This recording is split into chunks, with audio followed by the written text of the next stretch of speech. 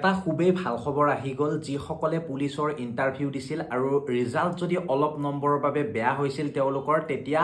আজি এখন লিষ্ট প্ৰকাশ পাইছে AB UB সকলোৰে আৰু ড্ৰাইভাৰ পোষ্টৰো পাইছে যিসকলৰ অলপমান নম্বৰৰ বাবে বেয়া হৈছিল কাট অফবিলাক এতিয়া দি দিছে ধুনীয়াকৈ আৰু মই এটা লিংক দি দিছোঁ ডেছক্ৰিপশ্যনত সেই লিংকটোত আপোনালোকে ক্লিক কৰি চাই ল'ব পাৰিব কিমান কাট অফ গ'ল কিমান কি গ'ল আৰু যিসকলে ইতিমধ্যে পালে ৰিজাল্টটো পালে বা পৰীক্ষা ভাল হ'ল ছেকেণ্ড লিষ্টত আপোনালোকৰ নাম আহিল বা ছেকেণ্ড লিষ্টৰ কাট অফ মতে আপোনালোকে এতিয়া পৰীক্ষা দিব পাৰিব আৰু এই কথাটো মনত ৰাখিব আগতে চৰকাৰে এডভাৰটাইজটোত লিখিছিল 1:5 ৰেচিঅ'ত মাতিম বুলি আৰু এতিয়া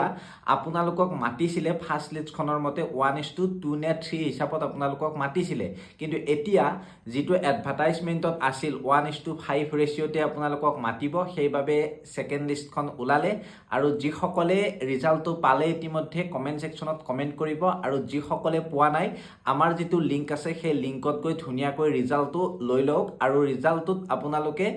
মানে ৰোল নাম্বাৰ বহুৱাৰ পিছত বা আপোনালোকৰ ডেট অফ বাৰ্থ সুধিব পাৰে সোধাৰ আপুনি যিখিনি সোধে সেইখিনি